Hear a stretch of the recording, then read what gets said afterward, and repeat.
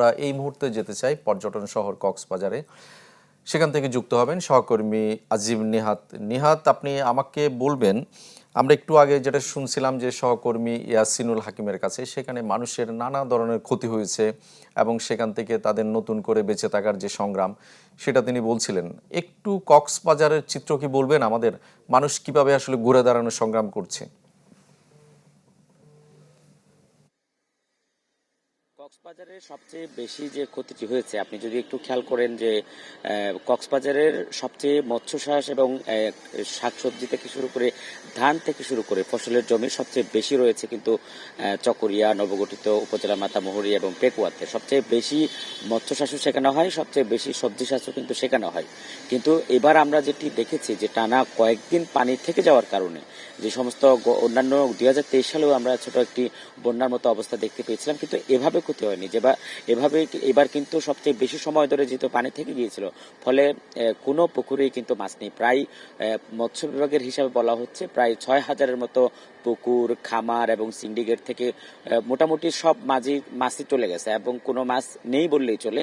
এবং তবে মৎস্য বিভাগের কাছে আমি প্রশ্ন করেছিলাম যে আসলে কৃষকদের বা মৎস্য চাষীদের ঘুরে দাঁড়ানোর ক্ষেত্রে সরকারের ভূমিকা কি।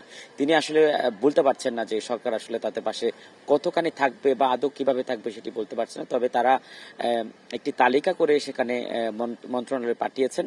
এই খাতের প্রায় 46 কোটি টাকার মতো ক্ষতি, সেই ক্ষতিটি সম্ভবত সরকারের খুব একটা নজরে আসেনি, অথবা তাদের পক্ষে কিছু করা সম্ভব হবে কিনা সেটি এখন প্রশ্ন হয়ে দাঁড়িয়েছে। অন্যদিকে কৃষি জমিও সেখানে ব্যাপক আকারে ক্ষতি হয়েছে। সেই কৃষি জমির ক্ষয়ক্ষতির মধ্যে আপনি জানেন যে এটি কিন্তু আমনের বীজতলার মৌসুম এবং বীজতলা থেকে প্রায় চারাগুলো উঠে যাওয়ার মুহূর্তে অবস্থায় ছিল এবং অন্যান্য চাষ করার জন্য জমিগুলো সেগুলো রেডি হচ্ছিল। এর মধ্যে যেহেতু সমস্ত বীজতলা নষ্ট হয়ে গেছে, ফলে সেই বীজতলা নতুন করে করতে হচ্ছে এবং আপনি জানেন যে এবারের মৌসুমে কিন্তু আবারও ভারী বৃষ্টিপাতের একটা আশঙ্কা আছে। ফলে সেই বীজতলায় আবারও যদি বৃষ্টি হয়, আবারও যদি ভারী বৃষ্টি হয়, পরে আবারও বেশি দিতে পারে।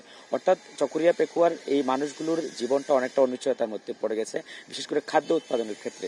সেক্ষেত্রে সরকারের একটা বড় ধরনের প্রণোদনা দরকার, কারণ এখানে যারা চাষ করেন বা সবজি চাষ করেন বা মৎস্য চাষ করেন, সকলেই কিন্তু নানাভাবে ঋণগ্রস্ত এবং নানাভাবে ক্ষতিগ্রস্ত। তাদের পাশে যদি সরকার না দাঁড়ায় তাহলে তারা ঘুরে দাঁড়াতে পারবে না। একই সাথে আপনি জানেন যে যেহেতু বড় একটি এলাকা, প্রায় 18টি ইউনিয়ন রয়েছে যে চকরিয়াতে, সেখান থেকে আলাদা করে 7টি ইউনিয়নের যে মাতামুহুরী একটি উপজেলাটি গঠিত হয়েছে, মাতামুহুরীতে কিন্তু বিশাল একটি এলাকা আছে, যে এলাকাটা পুরাটাই কিন্তু পানির নিচে ছিল। এখনো পর্যন্ত আমি গত পরশুদিনও বদরখালীতে গিয়েছি, যেখানে এখনো পর্যন্ত মানুষ সংগ্রাম করছে যে তাদের এলাকা থেকে পানি বের করে ফেলার জন্য।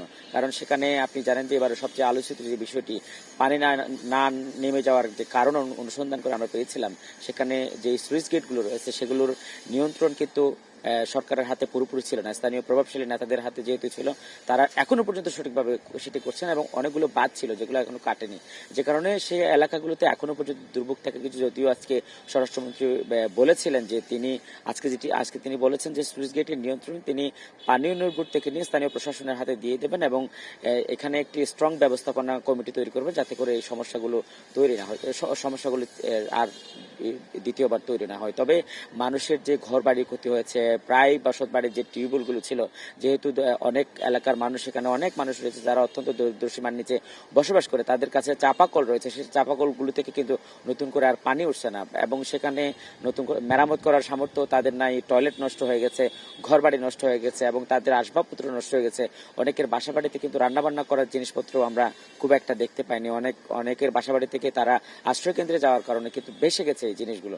ফলে কারণ আপনি জানেন যে সেখানে প্রায় অনেক ক্ষেত্রে গলার উপরে, অর্থাৎ একটা মানুষ যদি দাঁড়ায় সে নিশ্চিত ডুবে যাবে, এরকম পানি তৈরি হয়েছিল বিভিন্ন জায়গাতে, একদম টানা ছিল। ফলে সেখানে অনেকেই নানাভাবে ক্ষতিগ্রস্ত হয়েছেন। সেই ক্ষতিগুলো পুষিয়ে উঠতে বা সেই ক্ষতিগুলো কাটিয়ে উঠতে সরকার এখন আসলে তাদের পাশে কতখানি কিভাবে দাঁড়ায় সেটি এখন আমরা চেয়ে আসি। এবং আপনাকে যদি সংক্ষিপ্ত আকারে একটুখানি বলি যে এখন চকরিয়া, মাতামুহুরী, পেকুয়া এই তিনটি জায়গাতে অন্তত প্রায় 7,714 জনের মতো মানুষ ক্ষতিগ্রস্ত হয়েছে এবং বলা চলে যে চকরিয়া বা মাতামুহুরী এবং যে পেকুয়া রয়েছে সেখানে 80-95% এলাকা কিন্তু প্লাবিত অবস্থায় ছিল। ফলে ক্ষতি থেকে আসলে খুব একটা বেঁচে গিয়েছে এরকম মানুষের সংখ্যা খুবই কম। আজিম নিহাত, অনেক ধন্যবাদ আপনাকে। আমরা আপনার মাধ্যমে জানছিলাম কক্সবাজারে বন্যার যে ক্ষয়ক্ষতি এবং মানুষের ঘুরে দাঁড়ানোর সংগ্রামের কথা আপনি জানাচ্ছিলেন। ধন্যবাদ আপনাকে।